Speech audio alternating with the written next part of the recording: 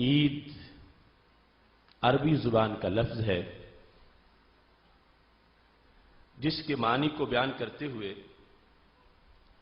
حضرت شیخ عبدالحق محدث دہلوی رحمۃ اللہ علیہ نے صفر سعادہ اور شرح صفر السعادات کے اندر ذکر کیا ہے وَگُفْتَن عود می کند بفرح و سرور۔ عید کو عید اس لیے کہا جاتا ہے کہ وہ پلٹ کے پھر خوشی لاتی ہے۔ عود کا معنی ہوتا ہے لوٹنا، تو یوم عید وہ ہے کہ جب بھی آئے خوشی لے کے آئے۔ عید اسے کہا جاتا ہے جس کا تکرار ہو، یعنی بار بار آئے اور جب بھی آئے خوشی لے کے آئے۔ دوسرا معنی بیان کرتے ہوئے انہوں نے کہا کہ عید کا معنی ہے پھر آئے، یہ دن دوبارہ آئے، یہ دن لوٹ کے آئے۔ اب جب آیا ہوا ہے اس وقت ہی پھر آنے کی جو بات ہو رہی ہے تو یہ کہتے ہیں نیک فعلی کی بنیاد پر ہے۔ جس طرح کہ عربی زبان میں لفظ قافلہ، اور ہم اردو میں بھی قافلہ بولتے ہیں، 5-6 بندے مل کے کہیں جا رہے ہوں تو کہتے ہیں قافلہ جا رہا۔ حالانکہ لغوی طور پر عربی زبان میں اس لفظ کا معنی ہوتا ہے سفر سے لوٹ کے واپس آنا۔ جانے کو قافلہ نہیں کہتے، آنے کو قافلہ کہتے ہیں۔ مگر ہمارے عرف میں جانے والوں کو بھی قافلہ سے تعبیر کیا جاتا ہے کہ جو ابھی جانے لگے ہیں، سفر کیے ہی نہیں، ان کو قافلہ کہا جا رہا ہے، جبکہ لغت میں جو کر کے صحیح سلامت لوٹ کے آئیں تو انہیں قافلہ کہا جاتا۔ تو ایسا کیوں کہا جاتا ہے؟ یہ نیک فعلی ہے کہ جاتے وقت ہی گویا کہہ دیا ہے کہ تم سلامتی سے واپس آ بھی گئے ہو۔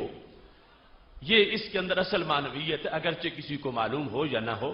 تو حضرت شیخ عبدالحق محدث دہلوی رحمۃ اللہ علیہ کہتے ہیں کہ دن آیا عید کا اور اب پھر اسے عید کہا جا رہا ہے، تو گویا کہ یہ کہا جا رہا ہے لوگوں حیران پریشان نہ ہونا، اگلے سال کا یہ دن گویا کہ آ چکا ہے، یہ لوٹ آیا ہے، یہ واپس آ بھی گیا ہے، سال گزر بھی گیا ہے۔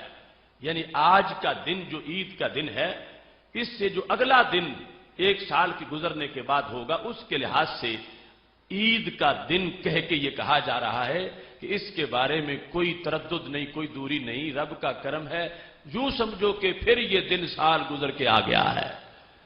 اس بنیاد پر عربی زبان کے اندر اس کا اطلاق ہوتا ہے اور اس کے ساتھ پھر خوشی اور سرور کا اس میں ہونا ضروری ہوتا ہے۔ ہم نے آج کے موضوع میں جو لفظ استعمال کیے عید میلاد، عید کا ذکر بھی ہے اور لفظ میلاد کا ذکر بھی ہے، اور پھر کیوں اور کیسے سے اس کی داستان مکمل ہوگی۔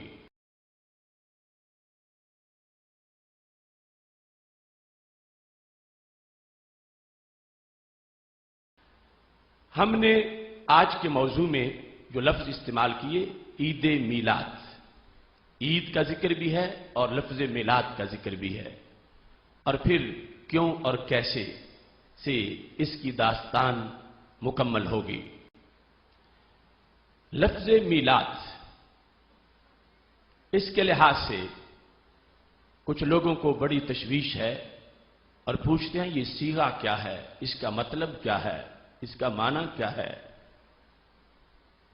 اس سلسلہ میں یہ لسان العرب کی تیسری جلد میرے پاس ہے۔ اس تیسری جلد کے اندر چونکہ یہ بہت بڑی لغت کی کتاب ہے اور اس کے اندر ابن منظور افریقی نے لغت کی گتھیاں سلجھائی ہیں اور بہت سے امور کو بڑی تفصیل سے بیان کیا ہے۔ تو انہوں نے اس میں لکھا میلاد الرجل اسم الوقت الذی ولد فیہ، میلاد الرجل اسم الوقت الذی ولد فیہ، کسی کا میلاد اس وقت کو کہا جاتا ہے کہ جس وقت میں اس کی ولادت ہوئی ہو۔ میلاد الرجل اسم الوقت الذی ولد فیہ، جس وقت ہم کہتے ہیں میلاد النبی صلی اللہ علیہ وسلم، تو مطلب کیا ہوگا؟ وہ وقت جس میں ہمارے نبی علیہ السلام کی ولادت ہوئی۔ میلاد النبی علیہ السلام کا مطلب کیا ہے؟ وہ وقت جس وقت کے اندر ہمارے آقا صلی اللہ علیہ وسلم کی ولادت ہوئی۔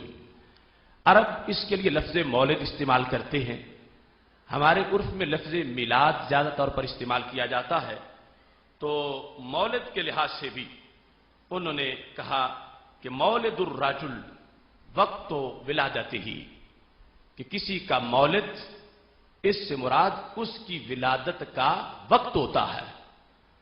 تو اس بنیاد پر اب لفظ میلاد کے ترجمے میں وقت کا مطلب ضرور آئے گا۔ تو جس وقت کوئی شخص یہ کہتا ہے کہ ہم نبی اکرم صلی اللہ علیہ وسلم کا میلاد منا رہے ہیں، تو مانا کیا ہے؟ ہم سرکار کی آمد کے وقت کا ذکر کر رہے ہیں، ہم نبی اکرم نور مجسم شفیع معظم صلی اللہ علیہ وسلم کی جو دنیا میں جلوہ گری ہے اس وقت کا ذکر کر رہے ہیں۔ انسان کے لیے کچھ زمان یادگار ہوتے ہیں، کچھ مکان یادگار ہوتے ہیں، وہ جگہیں جن میں اسے راحت ملی ہو، سرور ملا ہو، عزت ملی ہو، آبرو ملی ہو، انعام ملا ہو، وہ جگہ بھی اسے یاد رہتی ہیں، اور وہ وقت کے جس میں اس پر رحمتیں برسی ہوں وہ وقت بھی اس کو یاد رہتا ہے۔ تو پوری کائنات کے لیے یہ لمحہ جس میں ہمارے آقا سید المرسلین حضرت محمد مصطفیٰ صلی اللہ علیہ وسلم دنیا میں جلوہ گر ہوئے تھے، وہ لمحہ پوری کائنات کے لیے ایک یادگار وقت ہے، اور اس میں کوئی مبالغہ نہیں، کوئی ادیب کی نکتہ آفرینی یا کوئی مجاز یا کوئی استعارہ یا کوئی کنایا، ایسی کوئی صورتحال نہیں ہے۔ فی الحقیقت پوری کائنات اس کے لیے سید عالم نور مجسم شفیع معظم صلی اللہ علیہ وسلم کی جلوہ گری کے اندر اتنا اہتمام ہے، اور آپ صلی اللہ علیہ وسلم کی جلوہ گری کے لحاظ سے پوری کائنات کے لیے اتنا ابر کرم ہے